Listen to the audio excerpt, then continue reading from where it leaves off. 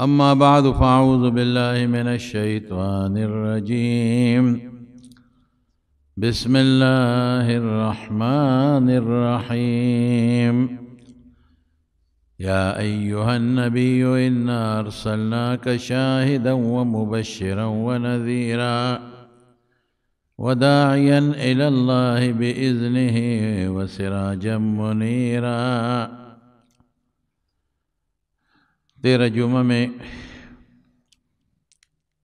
دغه دین د خاطر د رسول الله صلی الله علیه وسلم په مبارک وجود چې کم تکلیفات تیر شوي دي د هغې بیان څه مختصر کړی او ما درته ویلي وو باقي خبرې به مې انشاءالله آینده جمعه کې درته بیان کړم چې الله پاک دا کم دین او اسلام مونږ ته را رسولی دی دا په ډېرو لویو تکلیفونو را رسېدلی دی. دا دې دپاره دا خبره کوم چې ستاسو زړه کې د دې دین قدر پیدا شي او تاسو زړه کې دا سوچ پیدا شي چې واقعي حضور پاک مبارک څومره الله ته مقرب، څومره الله ته نږدې، څومره الله ته خوښ، او بیا هم هغې باندې د دغه دین دپاره څومره تکلیفونه تیر شوي دي. لہذا زمونږ دا دین او د اسلام او شریعت دا زمونږ نه څه غواړي، مونږ به دې سره څه کوو. او بیا یوازې حضور پاک نه د هغه په ملګرو څومره تکلیفونه تیر شوي دي او څومره په سختو باندې هغې د دې قرآن او د دې دین خدمت کړی دی. یو ځل حضرت علی رضی الله عنه په مجلس کې صحابو نه یو تپوس وکړ، وی هغه انسان راته وښایه چې هغه ډېر لوی بهادر څوک دی، لویه بهادري د اسلام په خاطر په چا کې وه، شجاع بهترین بهادر څوک و.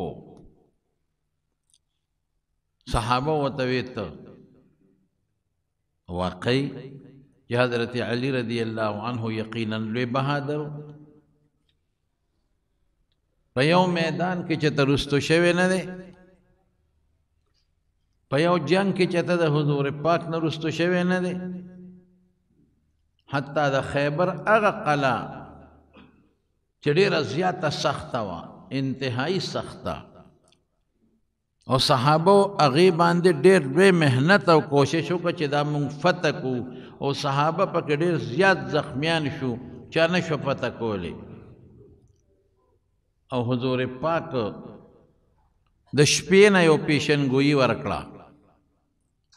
وی سار وختي به دا قلعه هغه څوک فتح کوي یحب الله ورسوله ويحبه الله ورسوله، چې دی به الله او رسول سره ډېره مینه کوي او الله او رسول به د سره مینه کوي، ابه فتح کوي. دا پیشنګویي شوه، خولې مبارکې نه خبره ووته، لوی منقبت دی چې دا چا هم فتح کړه نو بس د پیغمبر مبارک د وینا مطابق د سره د خدای او د رسول مینه ده او د الله او رسول سره مینه ده. سحر وختي صحابه د رسول الله مبارک مخکې داسې تېرېدل، دې دپاره ځان یې ښه حضور پاک ته چې ما ته ووایي چې ورځه، ما ته ووایي چې ته مې مشر کړې، ما ته ووایي چې ته مې د فوج مشر کړې، ورځه. ولې؟ ځکه پته پیشنګویي وه چې سبا به فتح کېږي، او هغه کس چې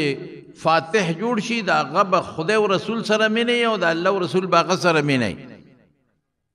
نو صحابه ټول مخکې تېرېدل چې دا صفت مونږ ته میلو شي، دا منقبت مونږ ته میلو شي. نو رسول الله مبارک وفرمایل این علی بن ابی طالب، دا ابو طالب زوی علی څه شو؟ وی صاحب د هغه خو سترګې خوږ دي،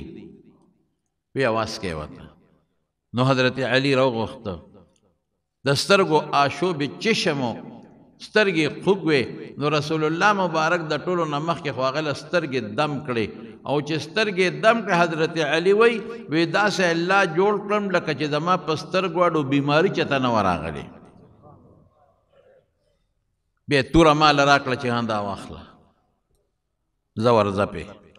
مې صاحب هغې پورې ورسره جنګ وکړم چې یې مړه کړم یا علاقه فتح کړم وی صبر وی د ټولو نه مخکې ته الله توبله او اعلان ورته وکړه چې الله یو دی او ما ورته یاد کړه چې دا د خدای پیغمبر دی نو که دی ومنله نو پرېږدې د غږ ورته مه کوه که یو قسم ستا په وجه خدای مسلمان کړي دا ستا دپاره د ډېرو قیمتي مالونو نه بهتر شی دی او که ایمان یې راونړه نو بیا شروع پې کوه نو حضرت علی رضی الله عنه ورغی لا ولې هغې د دعوت ورکړه هغې قبول نه کړه او بیا هغه قلا چې چا نه شوه پته کولې الله د حضرت علی رضی الله عنه په واسطه باندې فتح کړه لوی بهادر واقع اسد الله د الله د زمرو نه یو زمری او په غزوه بدر کې مبارزه به کېده یو طرف نه به کافران راوتل بل طرف نه به مسلمانان وتل یو په یو به جنګېدل اوس خو د دوبچې شاته ناست یو ډس کوي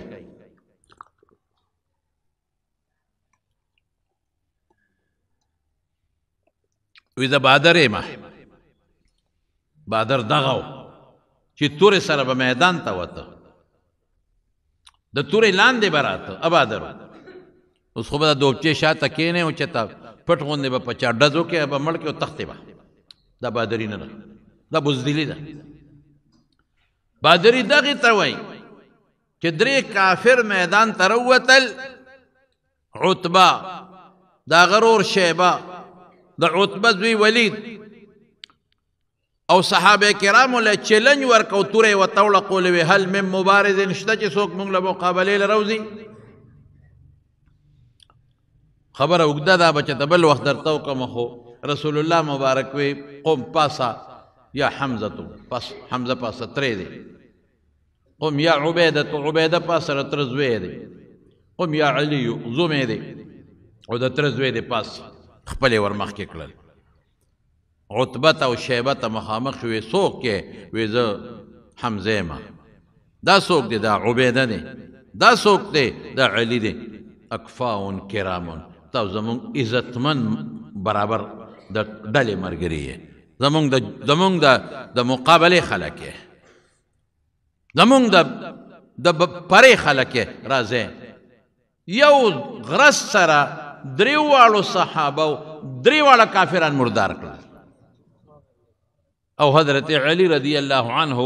وی د قیامت پر ورځ د ټولو نه مخکې به زه الله ته په کونډو پروت یم په دې کونډو به دغسې پروت یم او زه به الله ته ویم چې الله دا آیت تا زمونږ په